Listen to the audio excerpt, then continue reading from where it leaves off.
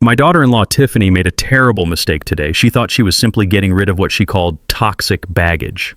She thought she was clearing out space in the home I paid for, making room for her ambitions and her Aura Bloom wellness brand. But what she really did was arm me with everything I needed to take it all back. She thought she was just throwing out an old man's junk, but she was actually signing her own eviction notice. And it all began on a perfectly sunny Saturday afternoon in a quiet suburb of Charlotte, North Carolina. The sky was a brilliant cloudless blue, the kind of day my late wife Eleanor would have loved. Kids were riding their bikes down the street, and the sound of a distant lawnmower hung in the air. It was a scene of perfect American tranquility, which made the chaos unfolding on my own front lawn feel even more obscene. My belongings, packed hastily into black trash bags, were strewn across the manicured grass like wreckage from a plane crash. My son David stood frozen in the doorway, a silent statue of helplessness. He just watched, his face a mask of conflict, as his wife performed the final act of my banishment. Neighbors I had known for years peeked through their blinds, their polite waves and friendly greetings replaced by the silent, pitying stares reserved for a public spectacle. I could feel their eyes on me, a burning shame that felt hotter than the afternoon sun. Tiffany, however, felt no shame at all. Her face was flushed with a kind of righteous fury. She hoisted the last of my things, a heavy box of old photo albums. "Get out of here!" she screamed, her voice sharp enough to cut glass. "You are a toxic burden. Your negative energy is destroying my business." I said nothing. I just stood there, my world shrinking down to this small patch of grass. Then her eyes landed on it. The one thing I had left on the porch. A small cedar wood box. It wasn't just a box, it was 40 years of marriage. It was Eleanor's patient handwriting, her secret ingredient for pot roast, the recipe for the cookies she baked for David every birthday. It was the last piece of her I had left to touch. "Don't," I whispered the word barely audible. But Tiffany heard me. A cruel smile played on her lips as she picked it up. She held it for a moment, enjoying her power before tossing it carelessly onto the lawn. The old wood, dried and aged with love, could not withstand the impact. It shattered. The lid broke clean off, and 100 handwritten recipe cards exploded into the air, scattering across the grass like fallen leaves. My heart shattered with it. I fell to my knees, my hands trembling as I tried to gather the scattered pieces of my life. That's all I have left of your mother," I managed to say, my voice choked with grief. David finally moved, taking a hesitant step forward. "Tiffany, maybe you shouldn't have," he began, but his protest was weak, pathetic. He turned to me, his eyes unable to meet mine. "Dad, maybe you could just go to a motel for a few days, just until things cool down." I looked up at my only son, the boy I had taught to ride a bike on this very street. And in his eyes, I saw the ultimate betrayal. It wasn't Tiffany's cruelty that broke me. It was his silence. I said nothing more. I just silently, carefully began collecting the pieces of Eleanor's memory from the grass. The sun began to dip below the horizon, painting the Carolina sky in shades of orange and purple. I sat on a cold park bench, my life in a pile of black trash bags beside me. My hands, which had sorted mail for 40 years, now sorted through the wreckage of my wife's memory. I carefully placed each recipe card back into the splintered cedar box, trying to fit the broken pieces together like a puzzle with no solution. To anyone passing by, I must have looked like a broken man. Another senior citizen cast aside, lost and defeated, but they couldn't see what was happening inside my mind. Grief was still there, a heavy coat I couldn't take off. But underneath it, something else was waking up. A cold, clear anger. The kind of clarity that only comes after you have lost everything. My mind wasn't replaying the humiliation on the lawn. It was replaying a quiet Tuesday morning 3 months ago. I remembered Tiffany rushing into the kitchen with a thick stack of papers, her voice a little too sweet, a little too rushed. She had called them routine business filings. She said the bank just needed a signature from the property guarantor to verify her business address. She had flipped quickly through the pages, her thumb conveniently covering the fine print. I was tired that day, my mind clouded by a fresh wave of missing Eleanor. So I signed. I signed where she pointed, trusting my son's wife. That was her first mistake. My second mistake was not reading the fine print. But you learn from your mistakes. And a postal worker learns something else over a long career. You learn the importance of a paper trail. We live and die by documentation.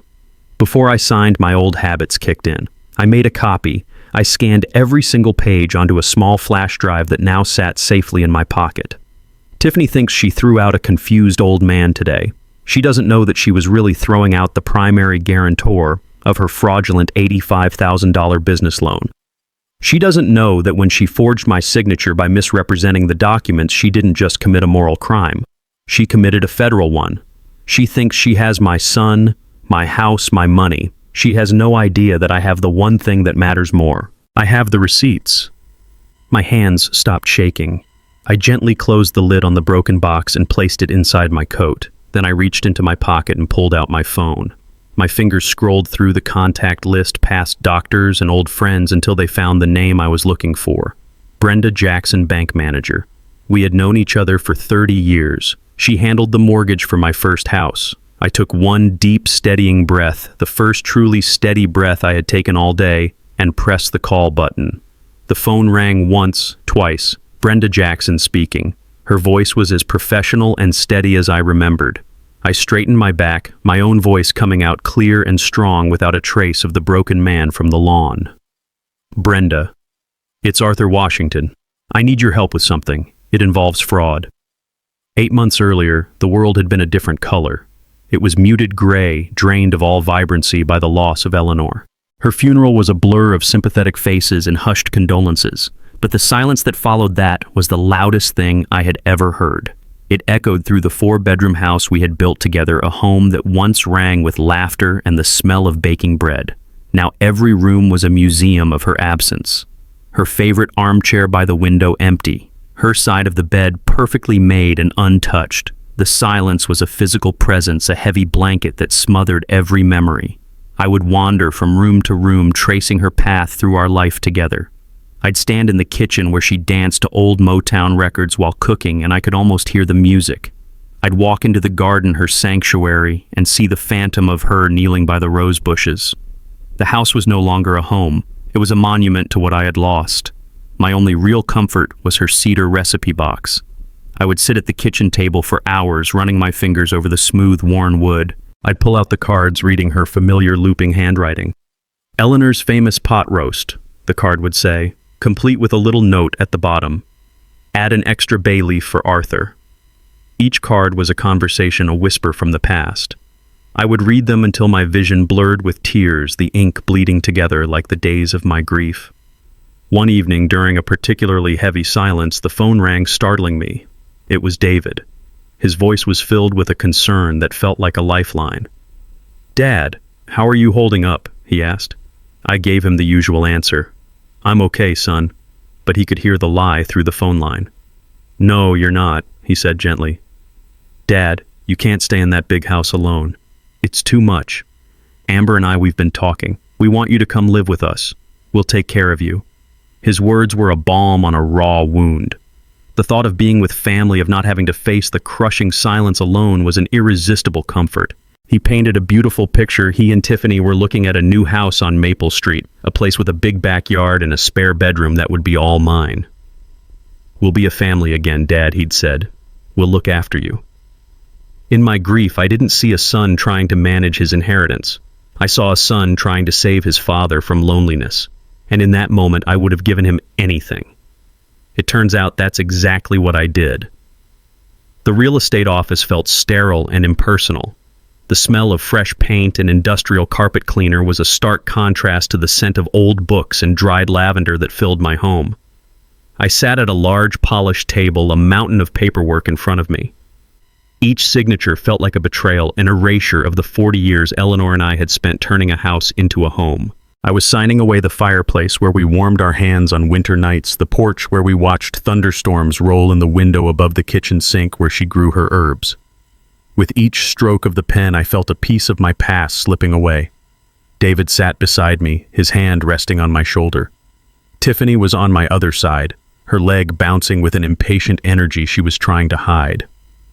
When the final document was signed and notarized, the agent handed me an envelope. Inside was a check that felt too light to represent a lifetime of work and love. $340,000. It was everything I had. We walked out into the bright afternoon sunlight. I blinked, feeling disoriented. I handed the envelope to David. "This is for you." I said, my voice steady despite the tremor in my hands. "This is the money from the house. Use it for the down payment on the place on Maple Street. I want you and Tiffany to have a solid start, a real home. A place where my future grandkids can grow up safe and happy." David's eyes filled with tears. He wrapped his arms around me in a tight hug, the kind he used to give me when he was a little boy. "Thank you, Dad," he whispered into my shoulder. "Thank you. I promise I will never let you down. We'll make you proud." For a moment, it felt right. It felt like I was doing what any loving father would do, securing my child's future, cementing my place within his new family. Tiffany's reaction was different. She hugged me too, but her embrace was quick and brittle. "Oh, Dad, you are just the best." She gushed, her smile wide and bright, but it never quite reached her eyes. I saw a flicker of something else there, a flash of triumphant calculation that I dismissed at the time as my own melancholy. "We are so grateful, and don't you worry about a thing. We're going to give you the most beautiful room in the house. You'll be so comfortable." I chose to believe her. I had to, because the alternative was too painful to even consider. I had just sold my past to invest in my future. I had no idea I was actually funding my own betrayal. For the first few weeks, my son's promise seemed to hold true. The house on Maple Street was beautiful, filled with light and the smell of new paint. Tiffany gave me the guest room downstairs, which had its own bathroom and a view of the garden. She called it Arthur's Suite. David helped me unpack my boxes, and for a little while it almost felt like a new beginning. We had dinner together every night. David would ask about my day, and Tiffany would talk excitedly about her plans for her online brand Aura Bloom. I told myself that David was right. This was better than rattling around a huge, empty house full of ghosts.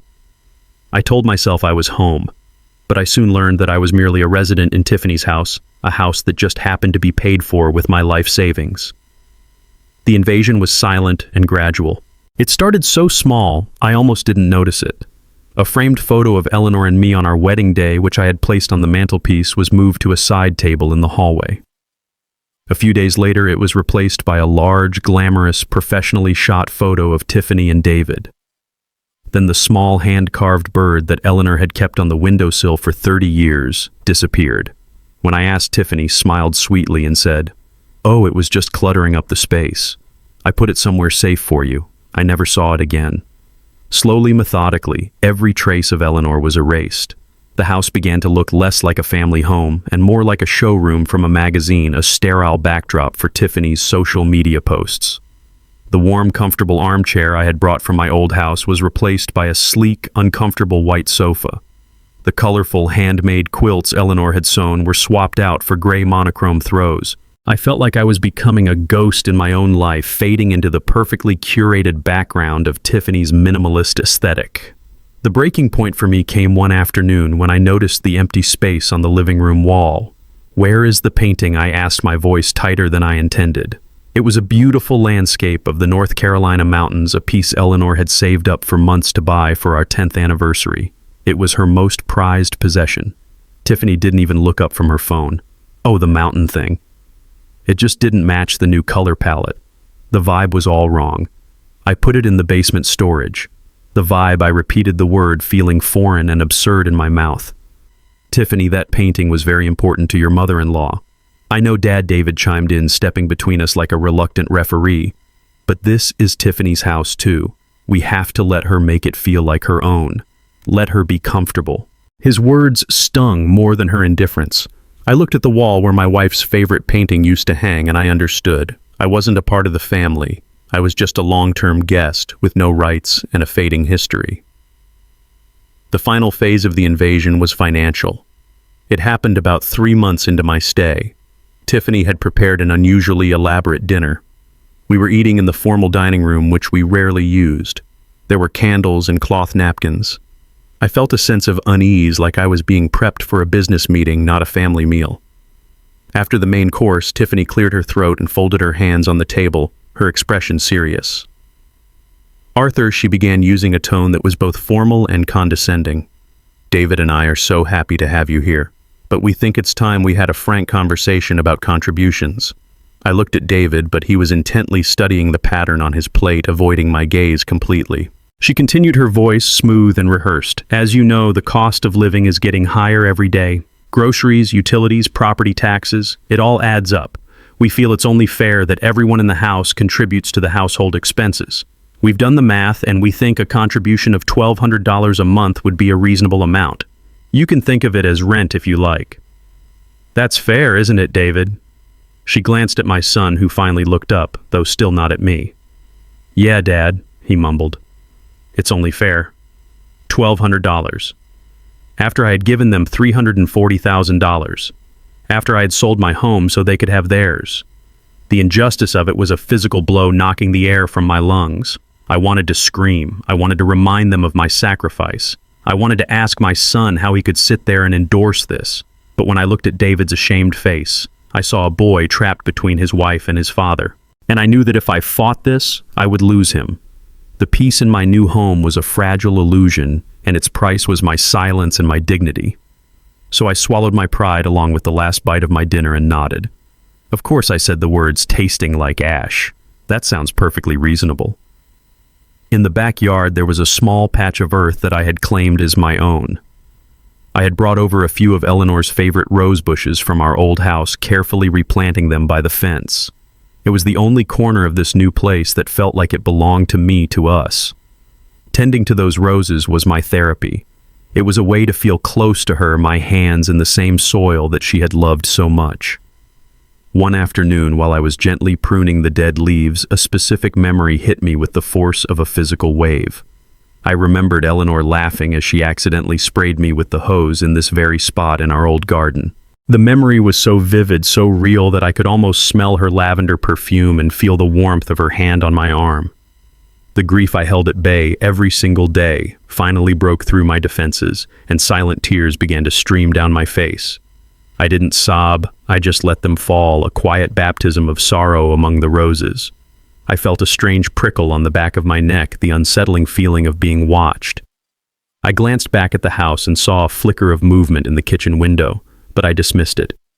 I thought I was alone in my private moment of remembrance. I had no idea that my daughter-in-law was standing there looking at me, not with sympathy, but with the cold, calculating eye of a content creator.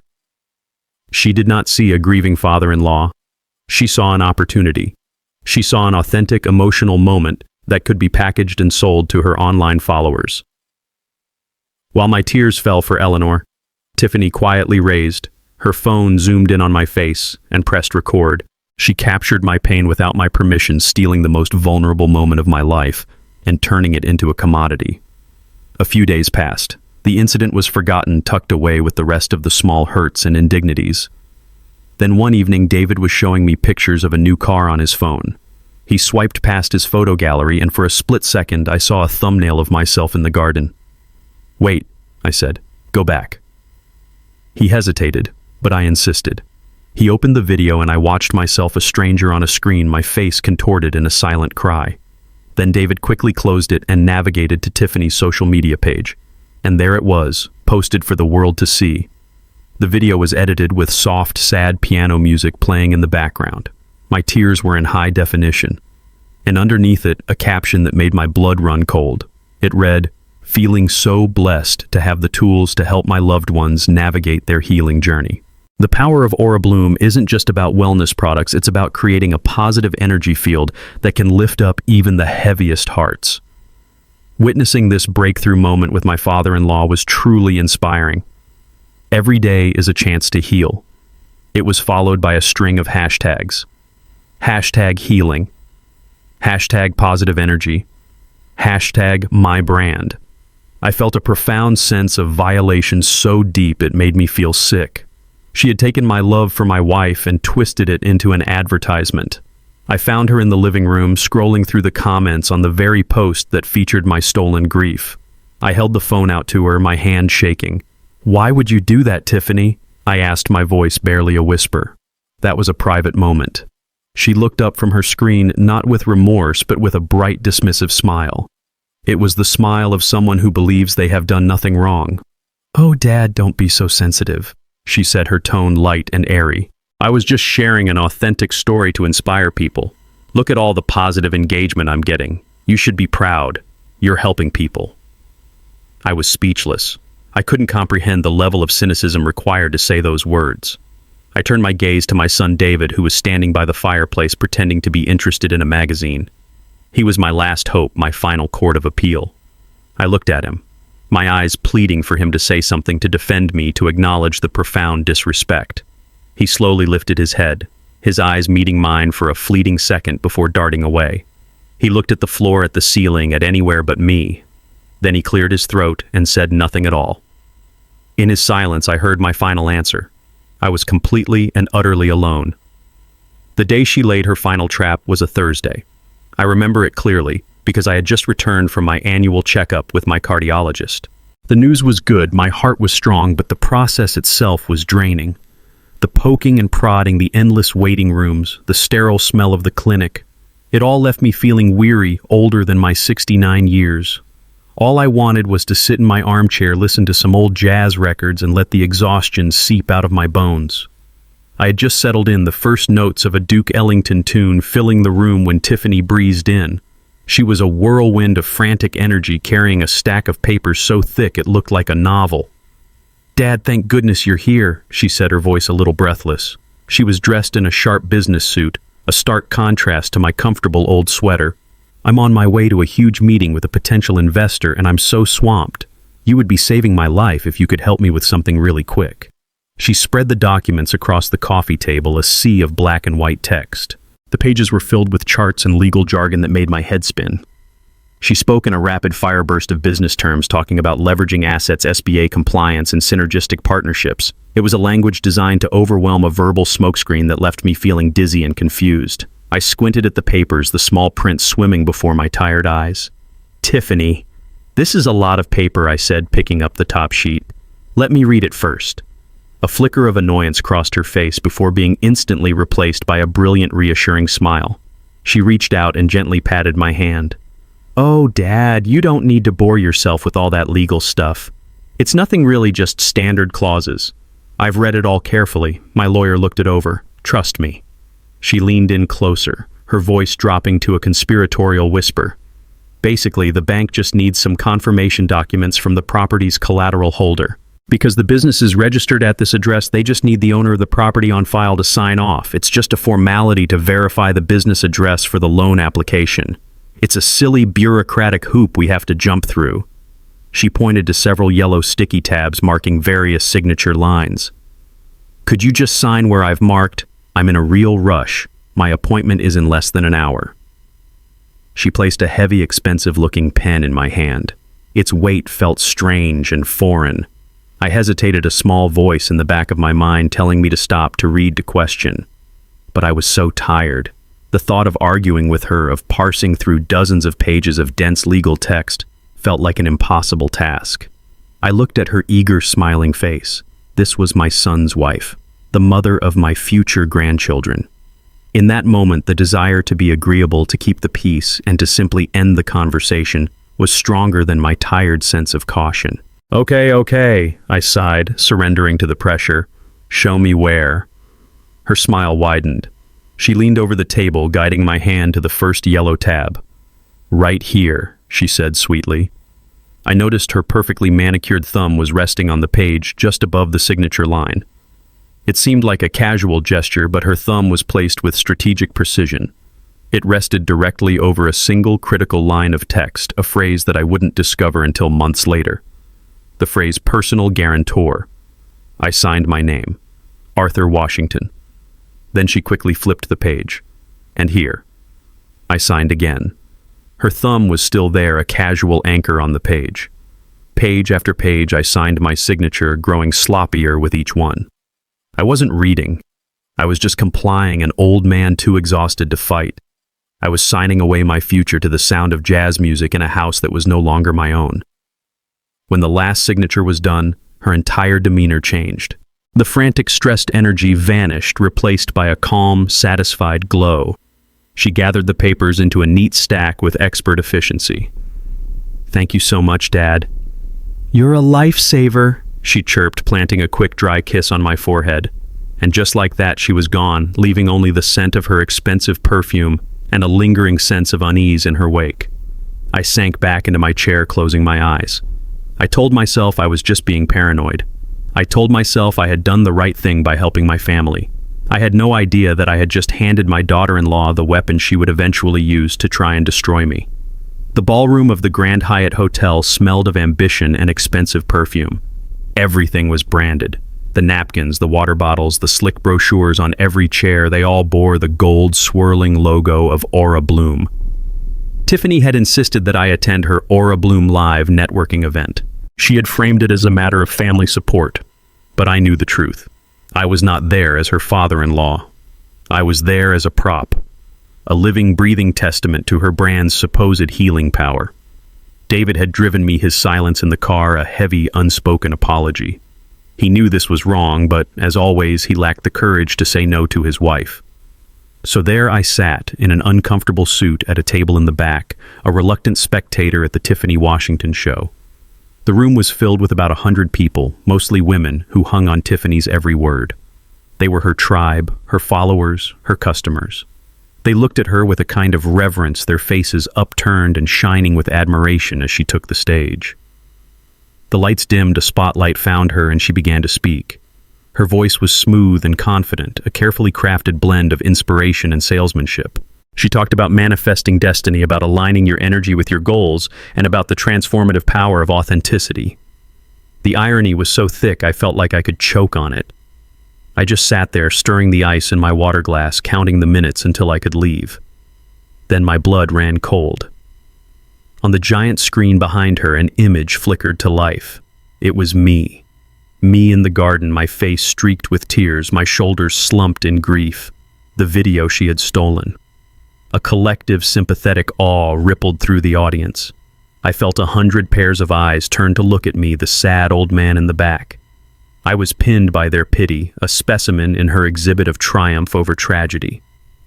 This, Tiffany said, her voice filled with a convincing theatrical emotion. This is my why. This is my beloved father-in-law, Arthur. When my husband's mother, Eleanor, passed away, he was lost in a sea of grief. It was a dark time for our family. But through the principles of Aura Bloom, by creating a sanctuary of positive energy, and by using our signature line of essential oil diffusers, we were able to guide him back to the light. I felt a white-hot rage build in my chest. She was using my deepest pain, my love for my wife, as a selling point for her snake oil. She was painting herself as my savior, when in reality she was the architect of my misery. I wanted to stand up and scream, but I was frozen in place by a mixture of shock and humiliation. She continued building to the grand finale of her story, the tale of her heroic entrepreneurial spirit. It wasn't easy starting this business, she said, pacing the stage. I had a vision but very little capital. People told me I was dreaming too big, but I believed in myself, and I believed in the power of Aura Bloom. She paused for dramatic effect, letting the anticipation build in the silent room. And so, I took a leap of faith. I emptied my own personal savings account. I took that initial seed money, a $50,000 investment from my own hard work, and I poured every last cent into building this empire, into creating this community that you are all a part of today. The audience erupted in applause. They were on their feet cheering for this brave, self-made woman. And in that moment, something inside me snapped. The grief, the disrespect, the endless small cuts, and the final audacious lie, it all coalesced into a single point of cold, hard resolve. I pushed my chair back, the sound scraping loudly in the suddenly quiet room. The applause died down as people turned to see the source of the noise. I stood up. I didn't have a microphone, but I didn't need one. My voice, trained by years of calling out mail routes in a noisy sorting facility, filled the ballroom. It was clear, steady, and loud. That wasn't savings. Every single person in the room turned to face me. The silence was absolute. Tiffany froze on stage, her triumphant smile still plastered on her face, but her eyes were wide with panic. I continued, my words hitting the air like stones. It was a bank loan, an $85,000 bank loan to be exact. A gasp went through the crowd. People started whispering, looking back and forth between me and the woman on the stage. A loan, I said, my voice rising with each word that was guaranteed by my signature. A signature that you tricked me into giving you, Tiffany.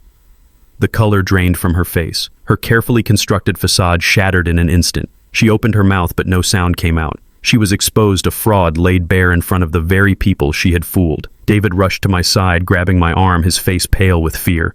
"Dad, please," he hissed, trying to pull me back down into my seat. "Stop. You're making a scene." I looked at my son, and for the first time I didn't see the boy I needed to protect. I saw a man who had made his choice. I shook his hand off my arm with a strength that surprised even me. The message was clear. I would not be silenced. Not anymore. The room was buzzing with murmurs and shocked whispers. Tiffany's event, her triumphant moment, had collapsed into a public relations disaster. She stood alone on the stage, bathed in a spotlight that now felt like an interrogation lamp. I didn't wait to see what would happen next. I had said what needed to be said. I turned my back on the chaos, on my son's desperate face, and on the woman who had tried to sell my soul for profit. And I walked out of that ballroom with my head held high. Walking out of that hotel ballroom, I didn't feel anger or even triumph. I felt a profound and unsettling calm, the kind of calm that comes after a storm has passed, leaving a clear, cold sky in its wake. I had finally spoken the truth, and the consequences were no longer my concern. I went home, not to the house on Maple Street, but to a small, clean motel room I had rented for the night. I didn't sleep. Instead, I sat at a small desk under a buzzing fluorescent light, and I worked. I spent the night preparing, arranging my life into neat, orderly stacks of paper, just like I used to sort the mail for my route. For the first time in months, I felt like myself again. Arthur Washington, a man of routine, a man of details. A man who understood that every action and every transaction leaves a paper trail. The next morning, I walked into the main branch of the city bank at 9 o'clock sharp. The familiar scent of money and sanitized air filled my lungs. I didn't have an appointment, but I knew the manager. Brenda Jackson had started as a teller here 35 years ago. She had processed the loan for my first car and later the mortgage for the house I built with Eleanor. She was a no-nonsense woman with a sharp mind and a memory like a steel trap. When I told her assistant it was a personal matter, she saw me immediately. Her office was on the top floor with a large window overlooking the city. She greeted me with a warm but concerned smile. "Arthur," she said, her eyes studying my face. "It's good to see you, but you look like you're carrying the weight of the world." "What's going on?" I didn't answer right away. Instead, I placed my old, worn leather briefcase on her polished mahogany desk. The clasps clicked open with a satisfyingly loud snap. "Brenda." I began, my voice even. "I am here because my daughter-in-law has committed fraud and she used your bank to do it." Brenda's professional demeanor clicked into place. She sat up straighter, her expression becoming serious.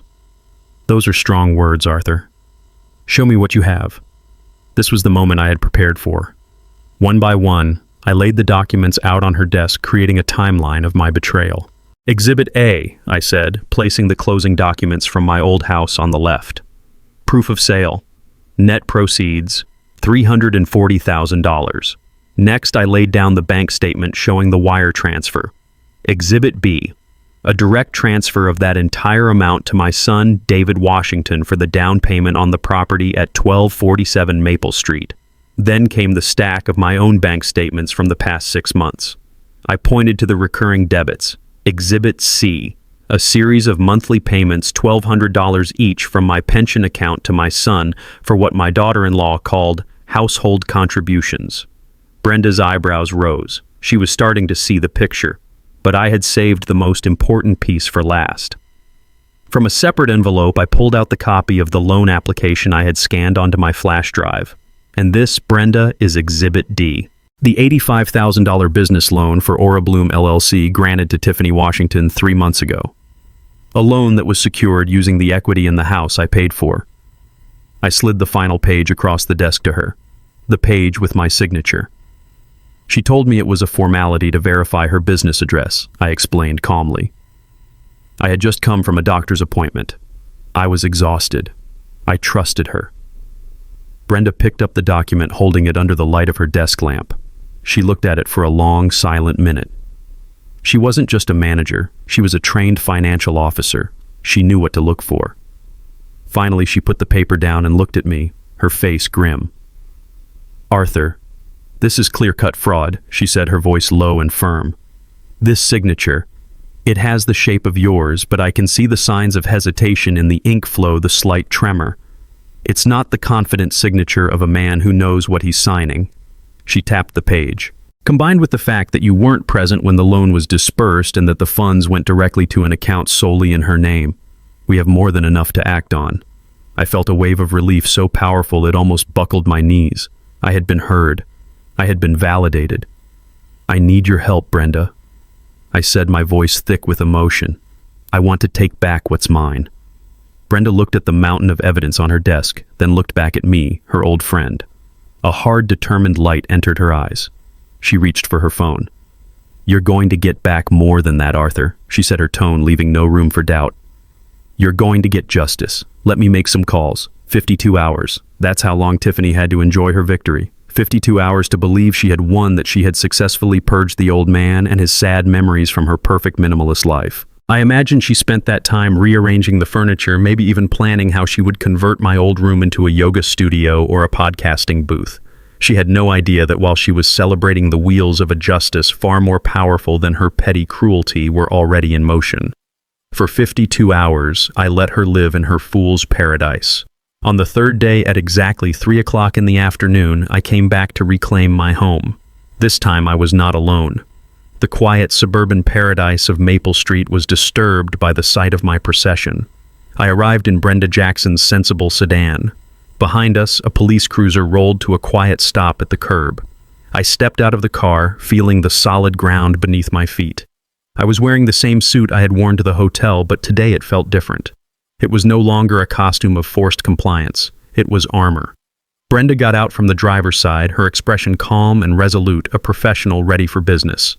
The two police officers, a man and a woman, emerged from their vehicle, their presence an official and undeniable statement. They were not here to intimidate, they were here to witness. The last to join us was a nervous-looking young man in an ill-fitting suit clutching a large manila envelope, the process server. My army was assembled. Together we walked up the pathway, my footsteps sure and steady on the stone pavers I had helped lay. I felt a strange sense of detachment, as if I were watching a scene from a movie. This wasn't about revenge. This was about restoration. This was about balancing the scales. I reached the front door, the same door I had been thrown out of just 2 days prior, and I rang the doorbell. It took a moment, but then the door swung open. Tiffany stood there, a smoothie in her hand, dressed in expensive athletic wear. When she saw me, a slow, smug smile spread across her face. Her eyes, however, flickered with a brief moment of surprise when she saw the people standing behind me. She quickly recovered her arrogance. "Well, look what the cat dragged in," she said, her voice dripping with condescending pity. "Have you come back to beg? I told you we don't have space for you." She took a deliberate sip of her smoothie, looking me up and down. "You're trespassing, old man," she sneered. "I'm going to call the police." The male officer took a single step forward. "No need, ma'am," he said, his voice polite but firm. "We're already here." Tiffany's smile faltered. For the first time, a flicker of genuine confusion of fear entered her eyes. She looked from me to Brenda to the officers, her mind scrambling to make sense of the scene. "What is this?" she demanded, her voice losing its confident edge. "What's going on?" This was Brenda's cue. She stepped forward, positioning herself between me and Tiffany. She was the image of corporate authority. "Are you Ms. Tiffany Washington?" she asked, though she already knew the answer. Tiffany nodded numbly. "My name is Brenda Jackson," she said, her voice crisp and professional. "I am the branch manager for the bank that holds the mortgage on this property." Brenda paused, letting the weight of her title sink in. "We are here regarding a business loan of $85,000 issued to your company Aura Bloom LLC. At the mention of the loan, Tiffany's face went pale. "I don't know what you're talking about," she stammered, but her eyes darted around nervously. "I think you do," Brenda continued, her voice unwavering. "That loan was personally guaranteed by Mr. Arthur Washington, who has provided the bank with substantial and irrefutable evidence that his signature was obtained under fraudulent pretenses. He was deliberately misled about the nature of the documents he was signing." Brenda took a step closer, her voice dropping but losing none of its intensity. "Under the terms of the loan agreement, when fraud is proven on the part of the borrower, the guarantor has the right to petition the bank to call the loan due in full immediately. Furthermore, because the loan is now in default and was secured using this property as collateral, the bank is legally exercising its right to place a lien on the property and take immediate possession to recover its losses. To put it in simpler terms for you, Ms. Washington, this house no longer belongs to you." The words hung in the air, each one a hammer blow against Tiffany's crumbling world. She stared at Brenda, her mouth hanging open, utterly speechless. She looked as if the ground had opened up beneath her feet. The process server, seeing his chance, stepped forward and extended the manila envelope. "And this," he said timidly, "is a court-ordered notice of eviction. You have 48 hours to vacate the premises." That's when she finally broke.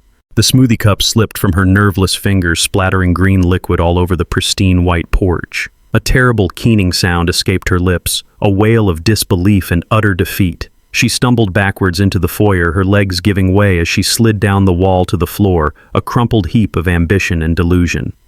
Just then, David appeared at the top of the stairs, drawn by the noise. He saw his wife sobbing on the floor, he saw the police officers, he saw Brenda Jackson, and then he saw me standing on the threshold. He looked at my face, and for the first time I saw not fear or shame in his eyes, but a dawning, shocked understanding. He was finally seeing the quiet strength he had underestimated his entire life. I ignored them all. I took a single, deliberate step across the threshold back into the home that was rightfully mine. I looked down at the sobbing woman on the floor, the architect of my pain, and I felt nothing but a vast, empty pity. I said one sentence, my voice calm and final: "Get your things and go." In the weeks that followed, I reclaimed my house, but not my home. Not yet. The silence was back, but it was different this time. It wasn't the heavy, grief-stricken silence that had followed Eleanor's passing. It was a clean, quiet silence. The silence of order being restored. I spent my days slowly undoing Tiffany's influence, purging the cold, minimalist aesthetic and bringing back the warmth that had once filled these walls. I unpacked my old armchair. I rehung Eleanor's favorite painting of the mountains. And I carefully glued her cedar recipe box back together, a scar on the wood that served as a permanent reminder of what had happened. I did not take pleasure in what came next for Tiffany, but I did feel a profound sense of justice, of scales being balanced. News travels fast in a quiet suburb, and it travels even faster on the internet. Tiffany's downfall was as public as her rise. People who had attended the disastrous Aura Bloom event began talking. Blog posts and social media threads popped up recounting the story of the old man who stood up to the wellness guru. Her carefully crafted image of authenticity and positive energy shattered overnight. The video of my stolen grief, which she had seen as a marketing tool, now looked like what it was: a cruel act of exploitation. Her followers, her tribe, abandoned her in droves, leaving scathing comments about her hypocrisy. Her online empire, built on a foundation of lies, crumbled into digital dust. The real-world consequences were far more severe. Brenda kept me informed. The bank's legal team was ruthless. Tiffany was facing federal charges for bank fraud. Her assets were frozen, and the empire she had boasted about was being dismantled piece by piece to pay back the loan she had stolen. She had tried to build a life out of smoke and mirrors, and now all that was left were the ashes. I heard she had moved back in with her parents. Her public persona destroyed her future, uncertain. I felt a quiet pity for the person she might have been, if not for her all-consuming greed. My thoughts, however, were mostly with my son. David was the collateral damage in a war he had been too weak to prevent. He lost everything in the fallout. When the house was legally returned to my name, he had to move out. When Tiffany's accounts were frozen, the lavish lifestyle he had grown accustomed to evaporated, and in his cowardice he had lost the respect of his father. Tiffany, I learned later, had blamed him for everything. For not controlling me, for not being strong enough, for allowing her empire to be threatened by his sad old dad. He was truly alone, caught in the wreckage he had helped create. About a month after that fateful afternoon on the porch, my phone rang. It was David. His voice was hesitant, fragile. He asked if we could meet just for a coffee. I agreed, choosing a neutral location downtown, a place with no memories and no ghosts. He was already there when I arrived, sitting at a small table in the corner. The outline I had read was true. He looked thin, exhausted. There were dark circles under his eyes, and his expensive clothes seemed to hang off his frame. He looked like a man who hadn't had a proper meal or a good night's sleep in weeks. He stood up when he saw me, his movements awkward and uncertain. We sat in silence for a few minutes after ordering our coffee. The gap between us felt a mile wide. Finally, he looked up, and I saw a raw, genuine remorse in his eyes that I had never seen before. "Dad," he began, his voice cracking. I'm sorry." He took a shaky breath, and the words came pouring out, a dam of guilt finally breaking. I was a coward. I was a terrible son. I saw everything that was happening, and I chose to stay silent. Every time she disrespected you, every time she belittled Eleanor's memory, I saw it, and I did nothing. I let her hurt you. I stood by and let it all happen because I was scared. Scared of her anger, scared of losing the comfortable life she provided. I don't expect you to forgive me. I don't deserve it. I needed you to know that I am so sorry. He buried his face in his hands, his shoulders shaking with silent sobs. I let him cry. I watched the man my son had become stripped of all the pretense and arrogance. I saw the scared little boy underneath it all. I didn't feel anger. I just felt a deep, profound sadness for the time we had lost. After a long while, he looked up, his eyes red. I took a slow sip of my coffee, letting the silence stretch between us. I needed him to understand that his words had weight, but they were not a magic cure. An apology is a start, David, I said finally, my voice even. But trust takes time to rebuild. The next few months were a quiet exercise in reclamation. The house on Maple Street began to breathe again, to shed the cold, sterile skin Tiffany had imposed upon it, and rediscover its soul, my soul, Eleanor's soul. I worked with the slow, methodical pace of a man who has nothing but time. The first thing I did was retrieve Eleanor's favorite painting from the damp basement. As I hung it back in its rightful place above the fireplace, I felt a sense of profound rightness, as if a dislocated joint had finally been popped back into place. Next came the photographs. I spent an entire weekend opening dusty boxes, rediscovering our life together in faded color and black and white. I replaced Tiffany's soulless art prints and glamorous selfies with pictures of us, of David as a little boy, of family vacations and quiet moments.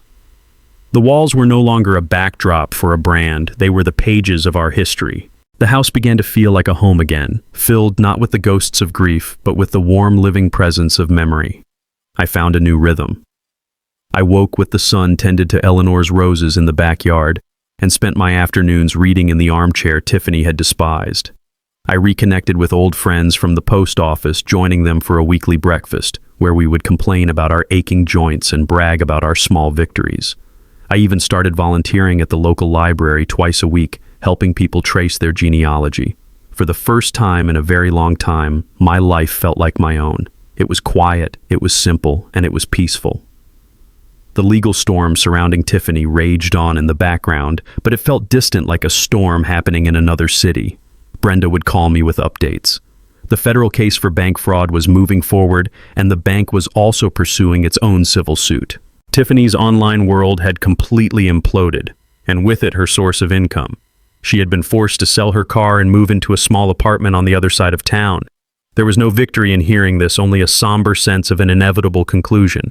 She had built her life on a foundation of deceit, and like any poorly built structure, it was destined to collapse.